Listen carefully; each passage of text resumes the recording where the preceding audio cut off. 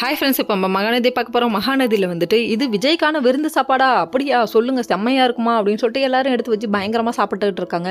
சரி, சாப்பிட்டுட்டே இருக்கும்போது எல்லாரும் ஆஹா ஓஹோங்கிறாங்க. விஜய் அது மட்டும் இல்லைங்க, இப்படி ஒரு விருந்து சாப்பாடு கிடைக்கும்னா நான் டெய்லியும் கேட்டு வாங்கி சாப்பிடுவேன் விருந்து சாப்பாடு அப்படின்னு சொல்லிட்டாரு. இதுக்கு என்ன மருமோனே, நான் தினமும் சமைச்சு போகிறேன்றாங்க மாமியார்.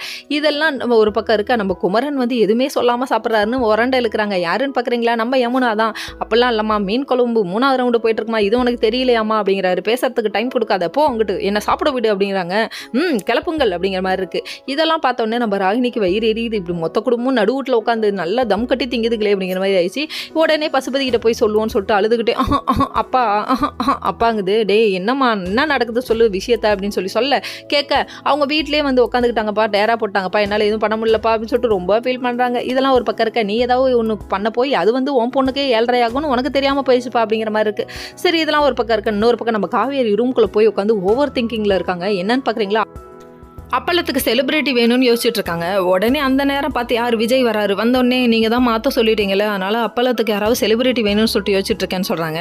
உடனே வேணாம் அதெல்லாம் மாற்ற வேணாம், அந்த ஃபோட்டோலாம் அப்படியே இருக்கட்டும் அப்படின்றாங்க. என்னடா இது எலி அம்பலத்தில் ஓடுதேன்னு யோசிக்க ஆரம்பிச்சிட்டாங்க. யோசிச்சா அது மட்டும் இல்லைங்க, என்னடா அது இவர் திடீர்னு இப்படி மாறிட்டாரு அப்படின்னு சொல்லிட்டு ஓவர் திங்கிங்காக இருக்காங்க. ஒன்றும் புரியல, புரியாமல் இருக்கிறதே நல்லது அப்படின்னு சொல்லிட்டாங்க. நம்மளும் இவ்வளோ நாளாக தம் கட்டி வீடியோ போட்டுட்ருக்கோம். ஒருத்தராவது லைக் அண்ட் சப்ஸ்கிரைப் பண்ணுவாங்கன்னு பார்த்தா யாரும் பண்ண மாட்டேங்கிறாங்க.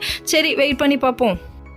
இன்னொரு பக்கம் நம்ம கங்காவுக்கு வந்து போர் அடிக்குதாங்க. அது ஒரு மாதிரி ஷையாக ஃபீல் ஆகுதுன்னு சொல்லிட்டு யார்கிட்ட சொல்கிறாங்க, அவங்க அம்மாட்ட சொல்லிட்டு இருக்காங்க.